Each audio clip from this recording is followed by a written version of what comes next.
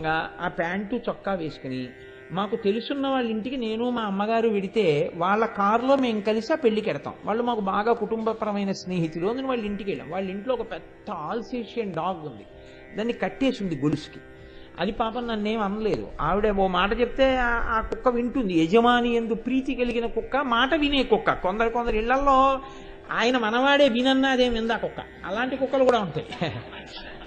కానీ ఈ కుక్క అటువంటిది కాదు. అది ఏదో తాని మానాన్ని పడుకుంది. నేను చక్కగా వాళ్ళు లోపలికి తీసుకెళ్లారు, కూర్చోబెట్టారు. ఆవిడ వచ్చేస్తున్నాను బాబు అని చెప్పి ఆవిడ గబగబా తెములుతున్నారు. తెములుతూ తెల్లారకట్ట వేళ కదా, పాపం వీడికి ఏదో కప్పు కాఫీ ఇస్తే ప్రీతి పొందుతాడు అనుకుందో ఏమో, చల్లకాలం కదా అని చెప్పి ఆవిడ నాకు ఒక కప్పు కాఫీ ఇచ్చారు. నేను ఆ సాసరు కప్పు పట్టుకుని ఇలా పెట్టుకుని తాగుతున్నాను. ఇప్పుడు ఆవిడ కాఫీ ఇచ్చారు, నేను తాగుతున్నాను. కుక్క ఆ ముందు గదిలో పడుకుని అది నా వంక చూస్తూ నోరు తెరుచుకుని ఇలా కళ్ళు మూసుకుని పెద్ద నాలుగు ఇలా వేళ్లాడేసుకుని బుర్ర కదులుతాను. నన్ను అదేం అనలేదు. నేను దాన్ని అండం ఎందుకు, అనవసరం కదా. కానీ నా బుద్ధి వక్రించి నేను ఏం చేశానంటే ఆ కప్పు సాసరు పట్టుకుని, ఎవ్వరూ లేరు, మా అమ్మ లోపల ఆవిడతో మాట్లాడుతోంది. ఎందుకు పుట్టిందో వెర్రి బుద్ధి నాకు అర్థం కాదు. ఆ కుక్క వంక చూసి అన్నాను. అంటే అదేం చేసింది, ఒక్కసారి బావుమని లేచింది. అది ఒక్కసారి లేచేటప్పటికి అది గొలుసుతో కట్టేసి ఉంది. కానీ ఈ రెండు చేతులు గడగడగడగడ వణికిపోయి ఈ కాఫీ అంతా తెల్ల ప్యాంటు చొక్కా నిండా పడిపోయింది. ఈ అరుపు, ఈ కాఫీ కప్పు యొక్క గణగణగణగణ శబ్దానికి ఆవిడ బయటికి వచ్చి, అయ్యో అదేమిటయ్యా అలా వణికిపోతున్నావు అన్నారు. అని పాపం ఆవిడ కుక్కని నింద చేసి, బుద్ధుందా లేదా, ఎందుకు అలా అమ్మా నేనే నిష్కారణంగా అలా అన్నానంటే ఆవిడ నా వంక వీడు పెద్ద మనిషి అని ఒక అభిప్రాయం ఉండేది ఆవిడికి. ఆవిడ నా వంక చాలా తెల్లబోయి చూశారు, ఎందుకు అలా అన్నావు మరి కుక్కని అన్నట్లుగా. కానీ అది కూడా చెప్పకపోతే చాలా దోషం అయిపోతుందని నేను చెప్పేశాను అనుకోండి, అది వేరే విషయం. కానీ ఎందుకు చేశానంటారు ఆ పని, దానివల్ల పెళ్లికి తీసుకెళ్ళింది ఆ ఒక్క జత. అప్పుడు నేను వెళ్ళి మార్చుకోవడానికి లేదు కాబట్టి ఆ కాఫీ ఒలికిపోయిన దాంతో వెళ్ళి అవసరం ఉన్నా లేకపోయినా ఓ పెద్ద రుమాలోటి తీసుకుని ఒళ్ళో వేసి కూర్చోవడం. అంటే ఏంటి పొద్దున్నే మరకలేంటి, ఆ బట్టలు తప్ప నీకు ఇంకోటి లేవా అంటారేమోనని. ఎందుకు ఆ ప్రారంధం అంటే కుక్కను చూసి పళ్ళికిలించడం ఏమిటి? కుక్కను చూసి పళ్ళికిలించిన వాడిని ఎంత అజ్ఞానాలు వాడి ఇవాళ మీకు ఉపన్యాసం చెప్తున్నాడంటే ఏమనుకోవాలి. అంటే అలాగని మీరు నేనేమి అస్తమానం అజ్ఞానిగా ఉండిపోతాను అనుకోకండి, కొన్నిసార్లు మంచిగానే ఉంటాను. అంటే మీకు ఎందుకు నేను చెప్పాను అంటే, యాదేవి సర్వభూతేషు బుద్ధి రూపేణ సంస్థిత. ఆ తల్లి నాకు ఆనాడు ఆ పాఠం చెప్పి ఉంది కాబట్టి ఆనాటి నుంచి ఈనాటి వరకు నేను ఎప్పుడూ కుక్కల ముందు కోతి వేషాలు, కోతి ముందు కుక్క వేషాలు ఏమి. జీవితాంతం జాగ్రత్తగా ఉండడానికి ఆ తల్లి నాకు పాఠం నేర్పి ఉండవచ్చు. కాబట్టి ఆ తల్లి బుద్ధి నిశ్చయాత్మకంగా ఉంటుంది. ఆ నిశ్చయాత్మకమైన బుద్ధి చేత మనిషి వృద్ధి పొందుతాడు. ఆ బుద్ధి రూపంలో ఉండే తల్లి అమ్మవారే. అటువంటి తల్లికి నమస్కారం.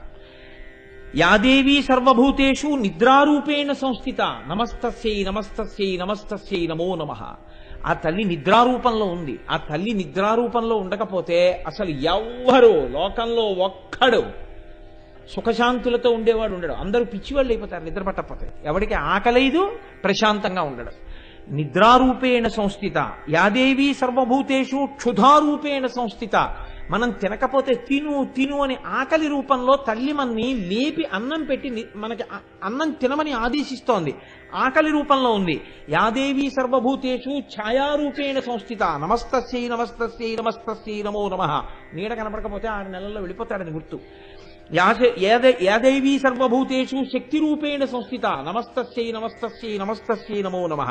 యాదేవి సర్వభూతేషు తృష్ణారూపేణ సంస్థిత నమస్తస్యై నమస్తస్యై నమస్తస్యై నమో నమః. మహానుభావులు 3 మాటలు నమస్కారం చేస్తూ ఋషులు 2 చేతులు ఎత్తి నమస్కారం చేశారు. ఇవన్నీ తల్లి నువ్వే మాలో ఉంది కలుపుతున్నదానివి. యాదేవి సర్వభూతేషు కాంతి రూపేణ సంస్థిత యాదేవి సర్వభూతేషు జాతి రూపేణ సంస్థిత యాదేవి సర్వభూతేషు లజ్జారూపేణ సంస్థిత యాదేవి సర్వభూతేషు శాంతి రూపేణ సంస్థిత యాదేవి సర్వభూతేషు శ్రద్ధారూపేణ సంస్థిత యాదేవి సర్వభూతేషు లక్ష్మీ రూపేణ సంస్థిత యాదేవి సర్వభూతేషు వృత్తి రూపేణ సంస్థిత యాదేవి సర్వభూతేషు స్మృతి రూపేణ సంస్థిత యాదేవి సర్వభూతేషు దయారూపేణ సంస్థిత యాదేవి సర్వభూతేషు తుష్టి రూపేణ సంస్థిత యాదేవి సర్వభూతేషు భ్రాంతి రూపేణ సంస్థిత నమస్తస్యై నమస్తస్యై నమస్తస్వై నమో నమః. చండీయాగం చేస్తే ఈ మంత్రాలతోటే హవిస్సులు ఇస్తారు అమ్మవారికి. దీని చేత ఇవన్నీ మనకి అమ్మవారి అనుగ్రహంతో సరి అయినటువంటి దిశ యందు ప్రచోదనం జరగాలని కోరుకుంటాం. కాబట్టి ఆ తల్లి కదులుతూ నిరంతరం మనని మంచివేపుకి కదుపుతోంది.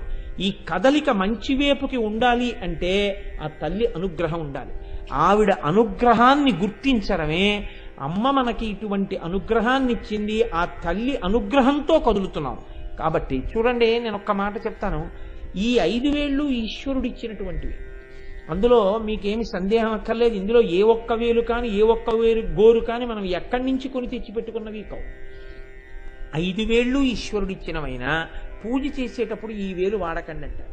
ఏమి ఇది చేసిన పాపం అంటే ఒక్కటే కారణం, ఇలా అన్నందుకు. ఎవరి మీదకైనా యుద్ధానికి వెడితే ముందిదే తయారు, దీనికి ట్రైనింగ్ లేదు. ఇలా నువ్వు ముందుకు రాని ఎవరు చెప్పలేదు. కానీ ఇలా ఎవడండవు, ఇలా అంటాడు. ఇలా అన్నాడంటే కోపానికి గుర్తు, ఇలా అన్నాడంటే కక్షకి గుర్తు, ఇలా అన్నాడంటే దౌర్జన్యానికి గుర్తు, ఇలా అన్నాడంటే వేరు చేసి చూస్తున్నాడని గుర్తు. ఇలా అన్నప్పుడల్లా ఇది సంకేతంగా నిలబడుతోంది. కాబట్టి దీనికి విశేషమైన రాక్షసీ ప్రవృత్తి ఏర్పడింది. దీనికి పూజార్హత లేదు, తీసేయడం.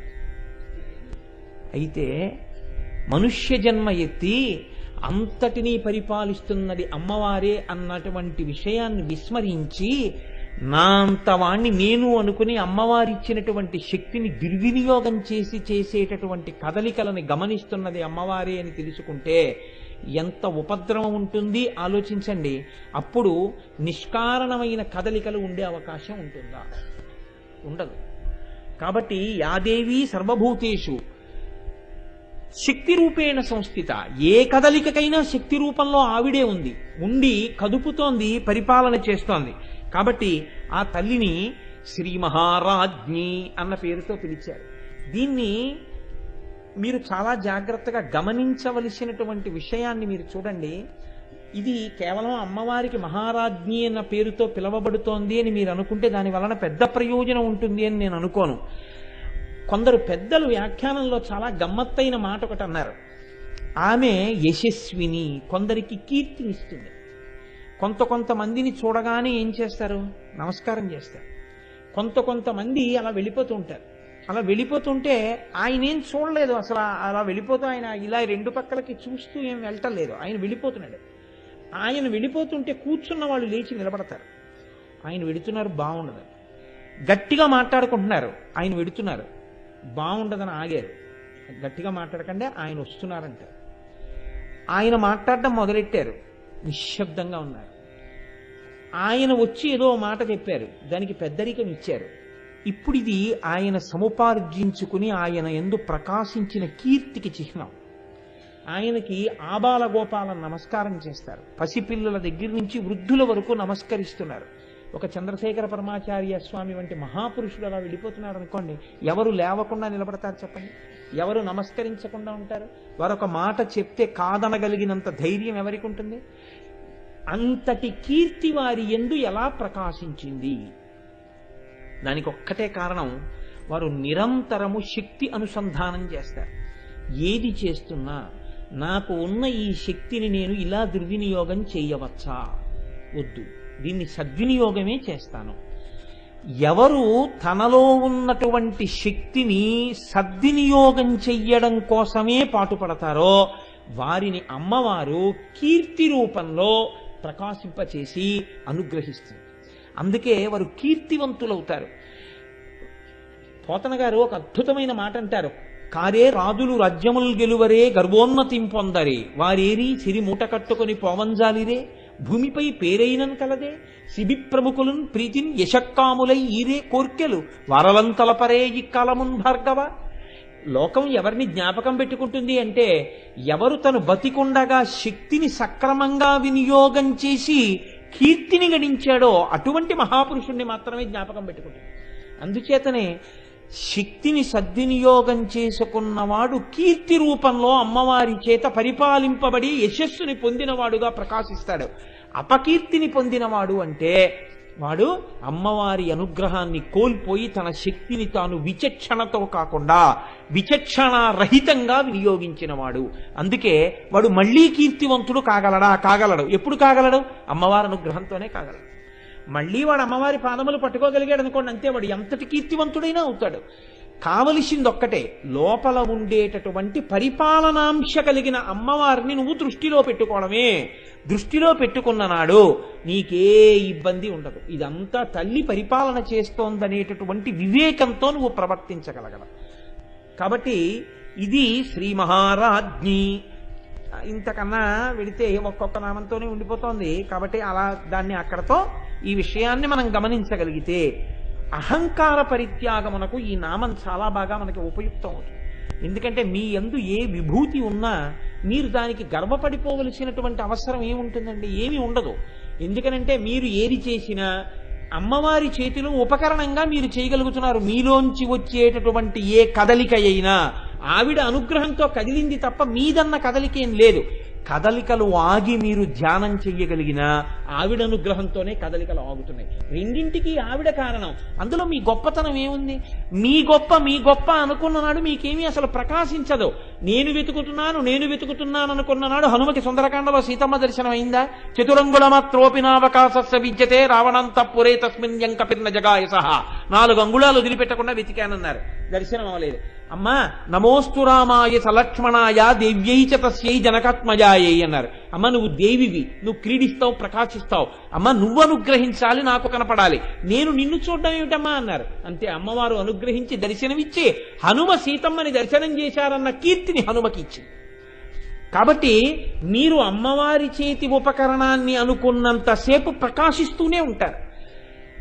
పట్టకార నేను పాలగిన్నెని వేడిగిన్నెని పట్టుకున్నాను అని అహంకరించింది అనుకోండి, పట్టుకున్న పైనున్న చెయ్యి వదిలిపెట్టేసింది అనుకోండి, పటకార బతుకు బయటకు వచ్చేస్తుంది. పైనున్న చెయ్యి పట్టుకుంటే పట్టుకున్న దాన్ని అని పటకార అనుకున్నంతసేపు పటకారకు ప్రమాదం లేదు. ఎన్ని గిన్నెలైనా ఎన్ని వేడి గిన్నెలైనా దింపేస్తుంది. నేనే పట్టుకుంటున్నానని పటకార అనుకున్న మరుక్షణంలో పటకార పడిపోతుంది, పాలగిన్నె పడిపోతుంది. పైన పట్టుకున్న చెయ్యి ఒకటి ఉంది, ఆ చేతి పట్టు పటకారలో ప్రవేశించి పటకార వేడి పాలగిన్నెని పట్టగలిగింది. ఈ పైన ఉన్న పట్టుని మీరు పట్టుకోగలగాలి. లోపల పట్టు మీదై ఉండాలి, పైన పట్టు అమ్మవారిదై ఉండాలి.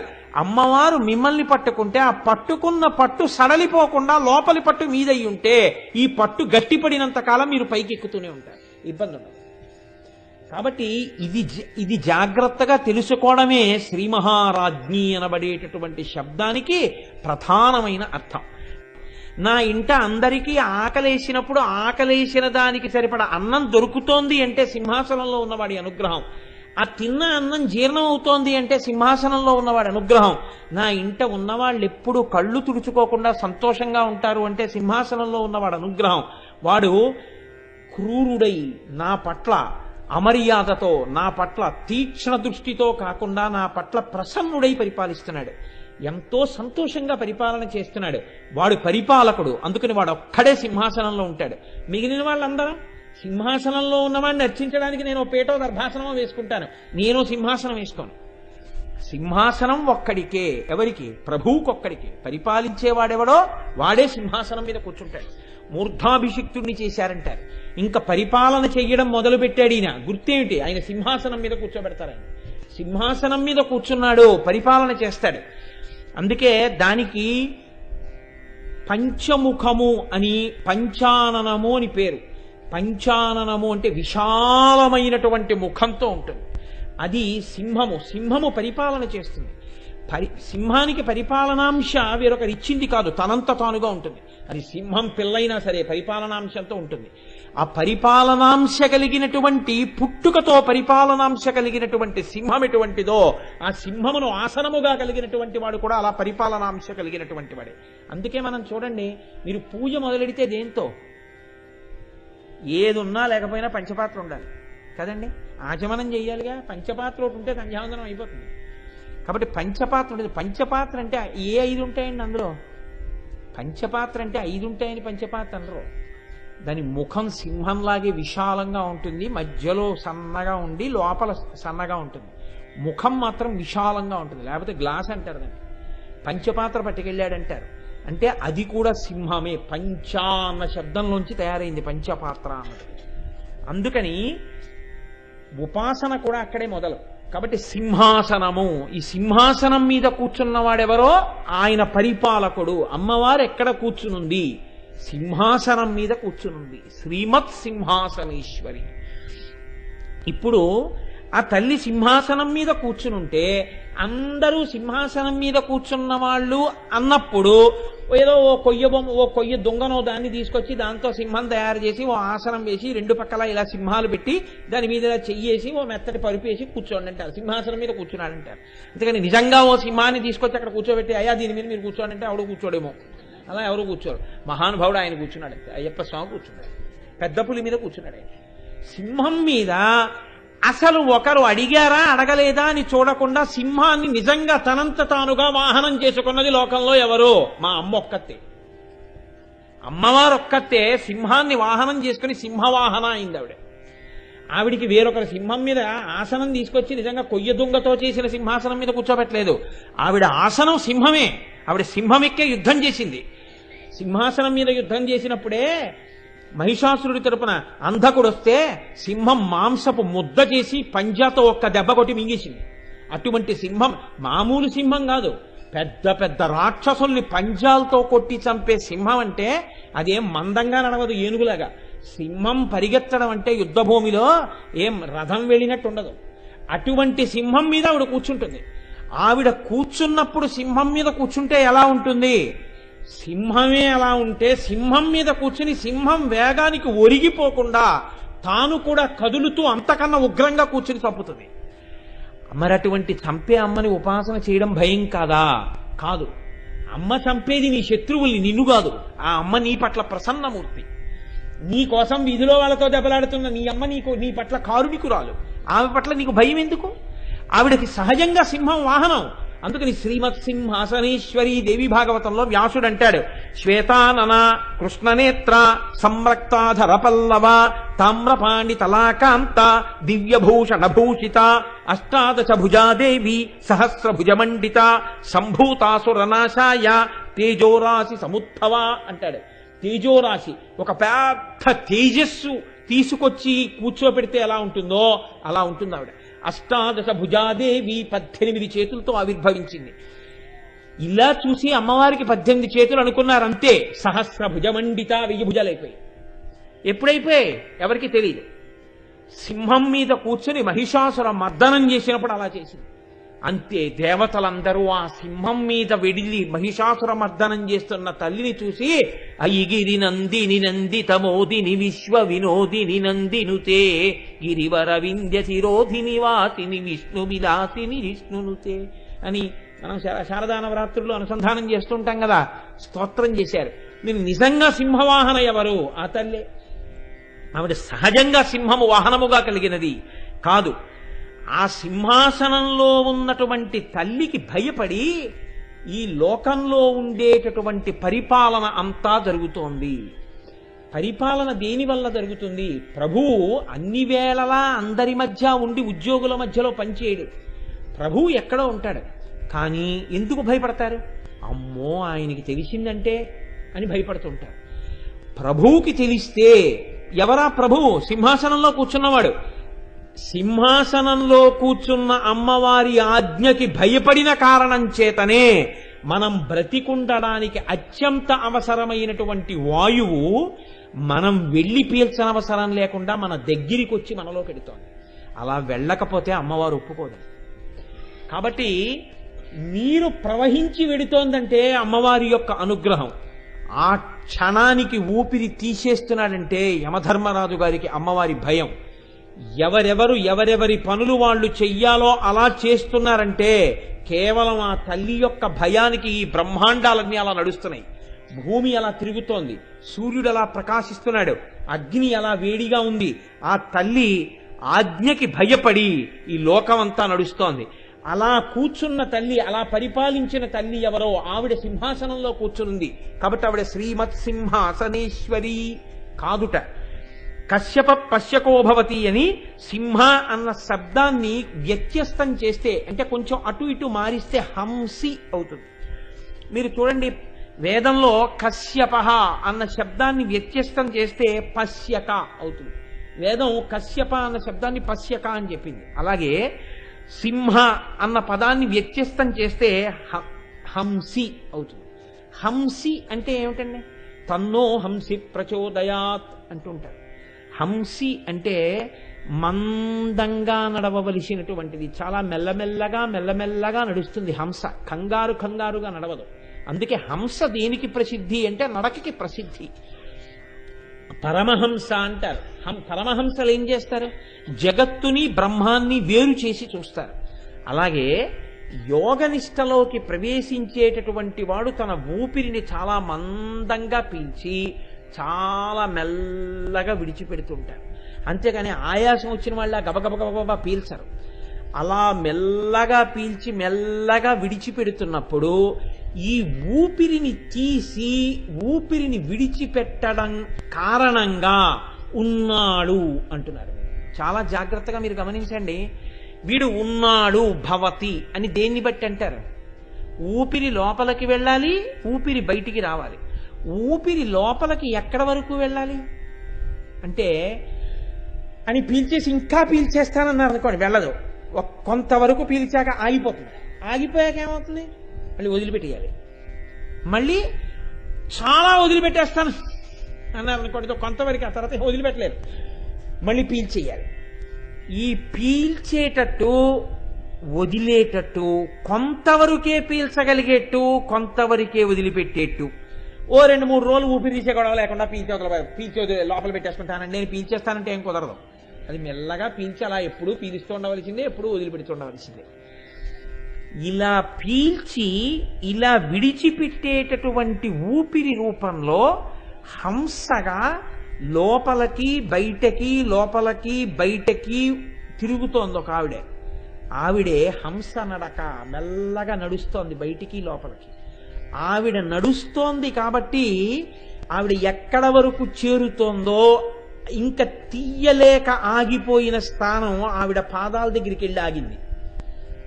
అది కలుషితం అయ్యాక అక్కడ ఉన్న మలినాల్ని పట్టుకున్న తర్వాత మళ్ళీ ఉంచడం కోసం ఆ ప్రాణిని ఆవిడ మళ్ళీ ఆ మలినములతో ఉన్నదాన్ని బయటికి వదిలిపెట్టిస్తోంది, మళ్ళీ మంచి గాలిని తీయిస్తోంది. ఇలా తీయించి విడిచిపెట్టి తీయించి విడిచిపెట్టి లోపల కూర్చుని హంసగమనంగా నడిపిస్తున్న తల్లి ఇక్కడ సింహాసనంలో కూర్చుంది. ఆవిడ పాదముల వరకే వెడుతుంది, ఆవిడ దగ్గర నుంచే వస్తుంది. ఆవిడ సింహాసనంలోంచి లేచిపోయింది అనుకోండి, శివం శవం.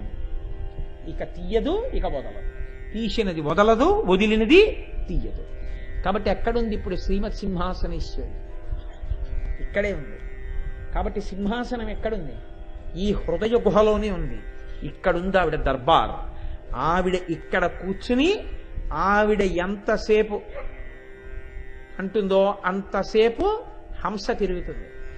ఆవిడ అని లేచిందనుకోండి అయ్యి. కాబట్టి అమ్మా నువ్వు ఎక్కడున్నావు? ఇక్కడున్నావు. మత్సింహాసనేశ్వరి, నా సింహాసనంలో కూర్చున్నది ఎవరావిడ? శ్రీ. ఆవిడ ఉండబట్టి శోభ, ఉన్నానని గుర్తు. కాబట్టి శ్రీ మత్సింహాసనేశ్వరి, ఇక్కడే ఉన్న శ్రీస్వరూపమై మంగళప్రదమై శోభనప్రదమై శుభప్రదమై ఇక్కడే ఉన్న తల్లి. నాకిప్పుడు మీరు ఒక్క మాట చెప్పండి. లలితా సహస్రనామం చదువుతూ శ్రీమాతా శ్రీ మహారాజ్ఞి శ్రీమత్సింహాసనేశ్వరి అని పీల్చేటప్పటికి ఆవిడ ఎక్కడుంది? సాధారణంగా దీని తర్వాతే పీల్చాలి. అక్కడే ఉంది ఆవిడ. ఊపిరి ఎక్కడికి వెడుతోందో అక్కడే ఉంది. ఆ స్పృహ మీకు కలిగింది అనుకోండి, ఆగిపోదండి ఆ నామాలు చెప్పడం. ఓ ఇక్కడే శ్రీమత్ సింహాసనేశ్వరి, అక్కడికే వెళుతోంది ఊపిరి, అక్కడి నుంచే వస్తోంది. ఆ రావడం వెళ్ళడం ఆవిడ అనుగ్రహంతో జరుగుతున్నాయి. హంస రూపంలో కదులుతోంది మెల్లగా. ఆ తల్లి ఇక్కడే ఉంది. ఆవిడ చరణ పద్మముల దగ్గరికే వెళ్ళొస్తోంది ఊపిరి అన్న భావన మీరు చెయ్యగానే తర్వాత నామం మీకు ఎలా గుర్తొస్తుంది? మనసు దాన్ని వదిలిపెట్టి లోపలికెళ్ళి ఈ దర్శనం మొదలెట్టింది, ఆగిపోయింది. అంటే నిజంగా లలితా సహస్రం వాడు చదివాడు. అందుకని లలితా సహస్రం అర్థమై చదవడం అంటే ఏంటి? అక్కడ దర్శనం పొందేశారు. లలితా సహస్రం ఏ నామం దగ్గర మీరు అనుభవించి ఆగిపోయారో అక్కడ మీ జన్మ ధన్యమైపోయింది. ఎప్పుడూ ఆగకుండా చక్కగా చదివేస్తున్నాను, ఎప్పటికీ మీరు రమించలేదని గుర్తు కదండి. కాబట్టి శ్రీమత్ సింహాసనేశ్వరి ఇక్కడే ఉందా తల్లి కాదు. దీనికి ఇంకొక అర్థం ఏమిటో తెలుసా అండి? శ్రీమత్ సింహాసనేశ్వరి అంటే ఆ తల్లి ఉపనిషత్ అంది యత్ ప్రయంత్యభిసంవిశంతి అంది. ఈ లోకములన్నీ ఎందులోంచి వచ్చాయో అందులోకే వెళ్ళిపోవాలి. మళ్ళీ నేను మీతో ఈ మధ్యనే ఇలా ఉంది, ఎప్పుడో మాట అన్నాను, ఈ సభలో అన్నాను, ఏ సభలో అన్నాను, సభ తర్వాత సభ, సభ తర్వాత సభ, ఊరి తర్వాత ఊరులో నేను ఎక్కడ ఏం చెప్పానో నాకే గుర్తుండట్లేదు. జీవితం అనగా ఏమి? పంచభూతములలోంచి వచ్చి పంచభూతములలోకి వెళ్ళిపోవడానికి మధ్యలో ఉన్నటువంటి స్థితి. నటుడు అంటే ఏంటంటే, నటన అంటే ఏంటి? నటన అంటే రంగు వేసుకుని వేదిక మీద ఎక్కి ఆడిన కొంతకాలము, దాన్ని నటన అంటారు. అలాగే జీవితం అనగా ఏమి? ఈ పంచభూతములలోంచి పైకొచ్చి మళ్ళీ పంచభూతాల్లోకి వెళ్ళిపోవడానికి మధ్యలో ఉన్నటువంటి సంధి కాలానికి జీవితం అని పేరు. ఈ జీవితం అనేటటువంటిది ఏది ఉన్నదో ఆ జీవితమునందు మీరు ఇంద్రియములతో, మనస్సుతో, 3 అవస్థలతో ఉన్నారు. తర్వాత ఈ పంచభూతాలతో ఉన్న శరీరం ఏమవుతోంది? మళ్ళీ పంచభూతాల్లోకే వెళ్ళిపోతుంది. ఈ వెళ్ళిపోయేటట్టుగా చేసేటటువంటి ప్రక్రియ ఏది ఉందో అది సమస్త భూతములను, ఈ లోకంలో ఎన్నున్నాయో అన్నీ ఎక్కడికెడతాయి? ఈ పంచభూతాల్లోకే వెడతాయి. అది ఎంత గొప్ప శరీరమైనా కానివ్వండి, ఎక్కడికెడతాయి? ఆ పంచభూతాల్లోకే వెళ్ళిపోతాయి అంతే. ఈ పంచభూతాల్లోకి వెళ్ళిపోయేటట్టుగా చేసేటటువంటి శక్తి ఏది? ఆ శక్తినే యత్ ప్రయంత్యభిసంవిశంతి, అలా వెళ్ళిపోయేటట్టుగా చేసిన శక్తిని సంహార ప్రక్రియ అంటారు. ఇది చాలా గమ్మత్తుగా ఉంటుంది. మనుష్యుడైతే తీసుకెళ్లి ఎక్కడో కలిపేస్తారు, ఎవరో ఒకళ్ళు తీసుకెళ్లిపోతారు. ఈ మధ్య ధూర్తులు బయలుదేరి 3 రోజులు అమ్మని కూడా తీసుకెళ్లకుండా ఇళ్లలో ఉంచిన వాళ్ళు పుట్టుకొస్తున్నారు అని తెలియం. కాబట్టి ఉండొచ్చు, ఎక్కడో ఒక్కడో ధూర్తుడు ఉండొచ్చు, దాని చేత 1 కోటి మంది మంచి వాళ్ళని తప్పు పట్టడానికి ఉండదు. మీరు చూడండి, లోకంలో పిపీలికాది పర్యంతంలో అనేక ప్రాణులు పుడుతున్నాయి, అనేక ప్రాణులు వెళ్ళిపోతున్నాయి. మరి ఈ ప్రాణులన్నింటికీ ఎవరు చేస్తున్నారు అంత్యేష్టి సంస్కారం? ఇప్పుడు ఒక ప్రాణి పంచభూతాల్లో కలిసిపోవడం అంటే కదలిక కదండి. అది కూడా మీరు కొంచెం జాగ్రత్తగా ఆలోచించండి. మీకు తేలికగా చెప్పారంటే ఒక కుక్క ఉందండి, కుక్క కదులుతోంది, ఉంది, కుక్క పడుకుంది, కదలిక లేదు కదండి. మరి బతికుందని గుర్తు ఏంటి? ఇక్కడే భగవాన్ రమణులు ఒక అత్యద్భుతమైన మాట అన్నారు. యజమాని పగటి పూటంతా తిరిగాడు, రాత్రి యజమాని తలుపులన్నీ వేసేశాడు, లైట్లన్నీ ఆర్పేశాడు. ఒక చిన్న లైట్ వెలుగుతోంది, అది యజమాని ఉన్నా వెలుగుతుంది, లేకపోయినా వెలుగుతుంది, ఆయన లైట్ నుంచి వెళ్ళిపోతూ ఉంటాడు ఎక్కడికన్నా వెడితే. ఒక లైట్ వెలుగుతోంది, తలుపులు వేసేసి ఉన్నాయి, ఎక్కడ అలికి లేదు, యజమాని గాఢ నిద్రపోతున్నాడు. కానీ ఇప్పుడు మీరు యజమాని ఇంట్లో లేడు కదా, యజమాని ఉన్నాడో లేడో తెలియని స్థితి, లేడనుకుని ఆ ఇంటి లోపలికి వెళ్ళాడు. యజమాని నిద్రపోయినా నిద్రపోనిది ఒకటి ఉంది యజమానిని రక్షించుకోవడానికి, ఆ ఇంటి కుక్క. అది తిరుగుతూనే ఉంటుంది, ఇంట్లోకి బయటికి, అరుగు మీదకి బయటికి తిరుగుతోంది. అది భౌ అని వచ్చింది. కదలిక లేకుండా ఉన్నాం మనం ఒకప్పుడు. ఇప్పుడు రాత్రి నిద్రపోతున్నప్పుడు కదలిక లేదు. కదలిక లేకుండా అయిపోయిందండి తీసుకెళ్ళిపోదాం అంటారేంటి? ఒక కదలిక ఉంది. ఇంటి కుక్క ఒకటి పైకి లోపలికి బయటికి, లోపలికి బయటికి వెడుతోంది. హంసగా వెళ్ళిన ఆవిడే, మీరు హేయంగా చెప్పిన ఆవిడే కదులుతోంది. ఇది కదులుతున్నంతసేపు అలా ఏం తీసుకెళ్ళిపోరు, ఉన్నాడనే అంటారు ఇంకా కదండి. కానీ అది కూడా ఆగిపోయింది కుక్కకి. ఇప్పుడు కుక్క పూర్తిగా ఆగిపోయింది కదా, ఇప్పుడు కుక్క ఉన్నది అనడానికి ఏం లేదు. కానీ ఇప్పుడు ఈ కుక్క అనబడేటటువంటి నామరూపములు కలిగిన జీవి పంచభూతములలోకి వెళ్ళాలా వద్దా? ఇప్పుడు ఈ నామరూపములు కలిగిన కుక్క రూపం, కుక్క శరీరం పంచభూతాల్లోకి కలవాలంటే కదలిక ఉందా లేదా? ఈ పంచభూతాల్లో కదిలిపోవాలా? అప్పుడు ఎవరు కదులుతారు? మనిషి కంటే పోనీ ఎవరో కలిపారు, ఎవరో తీసుకెళ్లారు, ఏదో చేశారు. కుక్కను ఎవరు చేశారు? అంటే ప్రాణ అపాన వ్యాన ఉదాన సమాన నాగ కూర్మ కృకర ధనంజయ దేవదత్తములని 10 వాయువులు ఉంటాయి. ఇందులో లోపల ఉండేటటువంటి ధనంజయం అనే వాయువు ఏం చేస్తుందంటే ఆ శరీరం ఉబ్బిపోయేటట్టు చేసేస్తుంది. అంటే లోపల ఉబ్బిపోయేటట్టు చేస్తుంది ఆ వాయువు. ఇప్పుడు అది ఏం చేస్తుందంటే ఉబ్బుతుంది కుక్క. అందుకే చూడండి, ఒక కుక్కను పడేస్తే ఉబ్బిపోతుంది శరీరం, ఉబ్బిపోయి పగిలిపోతుంది. పగిలిపోయిన తర్వాత క్రిములు కీటకాలు అన్ని తినేస్తుంటాయి. క్రమక్రమంగా ఆ చర్మం శిథిలం అయిపోయి మట్టిలో కలిసిపోతుంది. ఇప్పుడు ఆ మొదట ఉబ్బిపోవడం అన్న కదలిక లేకపోతే అది పగలదు అసలు. కాబట్టి పంచభూతాలలోకి కలిపేసే శక్తి ఎప్పుడూ తిరుగుతూనే ఉంది అన్ని ప్రాణుల యందు. అది ఆ కదలిక ఏదుందో అది సంహార ప్రక్రియ. దాన్ని గురించి భయపడిపోయి ఆలోచించవలసిన అవసరం లేదు అని చెప్పింది శాస్త్రం. ఎందుకో తెలుసా అండి, దీన్ని మోక్ష సాధనంగా మీరు ఆలోచిస్తే ఈశ్వరుణ్ణి చేరిపోవడమే మనిషి జీవితంలో ఉండేటటువంటి ప్రధాన ప్రయోజనం. మనిషిగా పుట్టినవాడు ఏం చెయ్యాలి అంటే భగవంతుల్లో కలవాలి. భగవంతుల్లో ఎన్ని జన్మలెత్తినా కలవకుండా భోగం భోగం భోగం భోగం అంటూ ఉండిపోయాడు అనుకోండి, ఇలాంటి వాళ్ళందరినీ తనలో కలుపుకోవాలి అమ్మవారు ఎప్పుడో ఒకప్పుడు. ఇక వాడు కలవడం. ప్రభుత్వం ఏం చేస్తుందంటే వీడి జన్మలో వీడు పాస్ అవడం, 12 మార్లు 10వ తరగతి పరీక్ష రాసిన వాడిని పాస్ చేయించున్నాము అంటుంది. వాడు పాస్ అయిపోతాడు. లేకపోతే ఈసారి లెక్కల పరీక్షలో 15 మార్కులు వచ్చిన వారికి 20 మార్కులు మోడరేషన్ ఇచ్చి పాస్ చేస్తున్నాం అంటాడు. వాడు తెచ్చుకోలేదు, గవర్నమెంట్ పాస్ చేసేసింది వాడిని. ఇప్పుడు వాడు పాస్ అయ్యాడా, ఇంకోళ్ళు పాస్ చేసేసారా? పాస్ చేసేశారు. అలాగా వాడంతట వాడికి ప్రమోషన్ తెచ్చుకోవడానికి కావలసిన నైపుణ్యం లేదు, కానీ వాడికి సీనియారిటీ వచ్చేసింది, వయసు వచ్చేసిందని ప్రమోషన్ ఇచ్చేశారు. ఇప్పుడు వాడికి వచ్చేయి లేదు, వాడు తెచ్చేసుకున్నాడు కాలగతిలో. అలా సీనియారిటీ కమ్ సూటబిలిటీ అన్న సీనియారిటీతో ఇచ్చేస్తుంటారు కదండి. అలా అంటే నేను ఎవరిని విమర్శించట్లేదు, అదొక విధి విధానం ఎవరో పెట్టుకున్నారు పెద్దలు, వాళ్ళ బుద్ధిలో ఏం పెద్ద పెద్ద ఆలోచనలు ఉన్నాయో. కాబట్టి హింస అన్న శబ్దానికి అర్థం ఏంటంటే, సింహ అన్న శబ్దం హింసించునది అని ఒక అర్థం. సింహ శబ్దానికి హింసించునది అంటే ప్రళయకాలంలో తనని పొందలేకుండా ఉండిపోయినటువంటి జీవుల్ని అమ్మవారు ఏం చేస్తుందంటే, ఇక వీడు నన్ను పొందడం అన్నది కుదరదు, వీడికి అసలు ఏ ఉపాసన లేదు, వీడు ఎన్ని జన్మలెత్తినా ఇలాగే ఉంటున్నాడు, కాబట్టి వీడు నన్ను పొందడం కాదు, నేనే వీడిని పొందేస్తాను, గొడవ వదిలిపోతున్నట్టు. అంటే ప్రభుత్వమే వీడిని పాస్ చేసేసినట్టు. ఏం చేస్తుంది? ఇలాంటి వాళ్ళందరూ నల్లపూసల్లా పడుంటే అమ్మవారు ఏం చేస్తుందంటే ఓ మైనపు ముద్దలా దొల్లుతుంది వీళ్ళ మధ్యలో.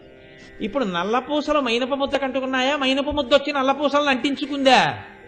మైనపు ముద్ద అంటించుకుంది, అమ్మవారే పొందేసింది. అదే సింహాసనేశ్వరి అంటే అమ్మవారే పొందినది, హింసించున్నది అని మీరు అర్థం చెప్పారనుకోండి, అప్పుడు దాని వ్యగ్రత కనపడుతుంది. అందులో కాదు, అందులో కారుణ్య దర్శనం చేయాలి. అమ్మ అంటే దయ, అమ్మ అంటే కారుణ్యం.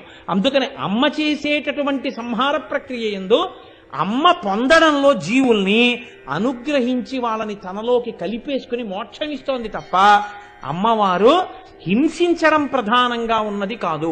కాబట్టి ఎంతటి దయాశాలి అంటే, మనం పొందలేకపోతే ఆవిడే ఆఖరికి మనని తనలో కలిపేసుకోగలిగినంత ఔదార్యమూర్తి. ఈ మాట చెప్పడమే శ్రీమత్ సింహాసనేశ్వరి. ఇటువంటి శ్రీమత్ సింహాసనేశ్వరి అయినటువంటి తల్లిని 5 సింహాసనం అని చెప్తే, ఈ 5 శాక్తేయ ప్రణవములు అన్నారు. ఇది మంత్రశాస్త్ర రీత్యా మీకు అక్కడక్కడా నేను చూపిస్తాను అన్నాను. శ్రీం హ్రీం క్లీం ఐం సౌహ్ అనేటటువంటి 5 బీజాక్షరాల్ని సింహాసనంగా చేసుకుని అమ్మవారు కూర్చుంటుంది. కాబట్టి శ్రీమత్ సింహాసనేశ్వరి, 4 దిక్కులు మధ్యలో కూర్చున్న అమ్మ, అదే ఆవిడ సింహాసనం. తూర్పు, పశ్చిమం, ఉత్తరం, దక్షిణం, ఈ 4 దిక్కులు మధ్యలో ఆవిడ కూర్చున్న ప్రదేశం, ఇదంతా కలిపి ఆవిడ సింహాసనం. కాబట్టి ఇప్పుడు ఆవిడ సింహాసనం ఎంతది, అంతటా నిండిపోయి ఉంటుంది. అలాగే పంచభూతాల మీద ఆవిడ అధివసించి ఉంటుంది. అవే ఈ పంచభూతములుగా మనం ఏం చెప్తామో అటువంటి పృథివీ ఆపస్తేజో వాయు ఆకాశములు, ఈ 5 అమ్మవారి సింహాసనంగా ఉండి దాని మీద ఉంటుంది. పంచముఖములు కలిగినటువంటి సజ్జోజాత అఘోర తత్పురుష వామదేవ ఈశానములు అనేటటువంటి 5 ముఖములతో 5 క్రియలు చేసేటటువంటి తత్వాన్ని అధిరోహించి ఉంటుంది.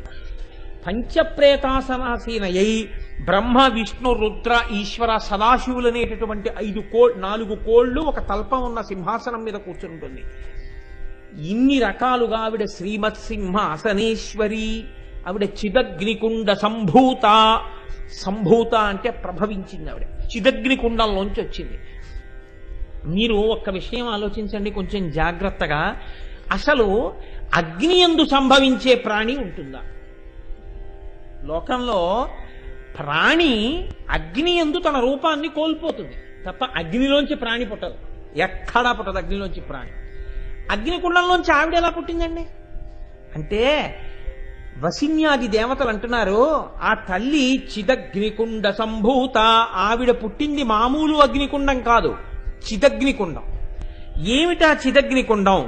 ఎక్కడుంది ఆ చిదగ్నికుండం అంటే బాహ్యమునందు భండాసురుడు పెట్టినటువంటి బాధలు భరించలేనటువంటి దేవతలందరూ కలిసి పెద్ద హోమకుండాన్ని ఏర్పాటు చేసి అందులో పరమశివుడు తీసుకొచ్చినటువంటి వాయువుని అగ్నిగా నిక్షేపించి తమ యొక్క శరీర భాగములను హవిస్సులుగా సమర్పిస్తే అందులోంచి అమ్మవారు ఆవిర్భవించింది. అందులో మామూలు కట్టెలు వెయ్యలేదు. అలాగే మనందరిలో కూడా చిదగ్నికుండం ఉంటుంది. అసలు ఆ చిదగ్నికుండంలోంచి ఆవిర్భవిస్తున్న అమ్మవారిని చూడాలి. ఆ ఆవిర్భావం చూడాలంటే ఈ కళ్ళు మూసుకుని మీరు లోపలికి వెళ్ళాలి. అంతర్ముఖ సమారాధ్య బహిర్ముఖ సుదుర్లభ. బయట దొరకదు ఆవిడ. ఇక్కడ ఉంటుంది చిదగ్నికుండం. ఇక్కడ కట్టెలు లేకుండా అగ్ని ఎలా ప్రకాశిస్తోంది అంటే అంతర్నిరంతం నిరింధన మేధమాని మోహాంధకార పరిపంధిని సంవిదగ్న. ఇక్కడే జ్ఞానం అనేటటువంటి అగ్నిహోత్రం ప్రకాశిస్తూ ఉంటుంది. లోపల ఉన్న జ్ఞానమన్న అగ్ని ప్రకాశిస్తే ఆ అగ్ని యొక్క ప్రకాశంలో అగ్నికి ప్రకాశం ఉంటుంది. అగ్నికి వేడి ఒక్కటే కాదు, చీకట్లో చలిమంట వేశారనుకోండి, మీకు ఆ మంట యొక్క ప్రకాశంలో వస్తువులు కనపడుతుంటాయి. ఈ ప్రకాశము అగ్నికి ఉన్నట్టే జ్ఞానమునకు ప్రకాశం ఉంటుంది. ఈ ప్రకాశము కలిగిన జ్ఞానము దేన్ని తీసేస్తుంది?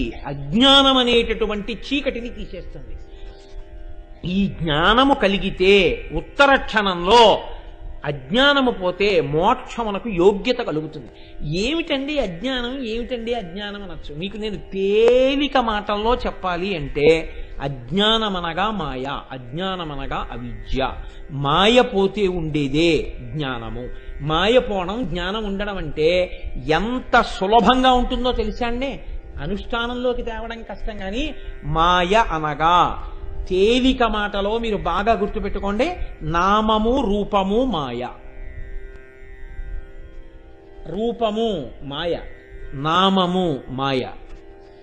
నేను మీకు ఒక్క ఉదాహరణ చెప్తా. ఒక మట్టి ముద్ద ఒకటి ఉంది. ఇప్పుడు ఈ మట్టి ముద్దని తీసుకొచ్చి నేను ఆ మట్టి ముద్దతో ఒక ప్రమిద చేసి అక్కడ పెట్టాను. ఇది ఏమిటి అని అడిగాను. మీ అందరికీ చూపించి ఇది ఏమిటి? ప్రమిద అన్నారు. ప్రమిద అన్నది ఏమిటి? దాని పేరు. ఇప్పుడు నేను ఏం చేశానంటే దీన్ని, ఈ ప్రమిదని తీసుకొచ్చి పగల కొట్టేసి నీళ్లు పోసి మళ్ళీ మట్టితో ముద్ద చేసి ఇప్పుడు దాంతోనే ఒక చిన్న కుండీ ఒక దాన్ని, తులసి కోటను ఒక దాన్ని తయారు చేసి పైకెత్తి ఇదేమిటి అన్నారు. తులసి కోట అన్నారు. బాగా గుర్తుపట్టండి. తులసి కోటగా తయారు చేసి చూపించినప్పుడు ప్రమిద అని ఎవరైనా అన్నారనుకోండి, నవ్వుతారు అందరు. అదేంటంటే తులసి కోట ప్రమిద ఏమిటంటే, నేను ప్రమిదని చూపిస్తే తులసి కోట అన్నారు. ఇప్పుడు మీరు ఒకటి ఆలోచించండి, ఈ మట్టి ప్రమిద కోట, మట్టి తులసి లేకపోతే ప్రమిద. మట్టి ప్రమిద కోట కాదు, మట్టి తులసి లేకపోతే తులసి కోట కాదు, ప్రమిద కాదు, తులసి కోట కాదు. మీరు ఎలా చేస్తే అలా అవుతోంది.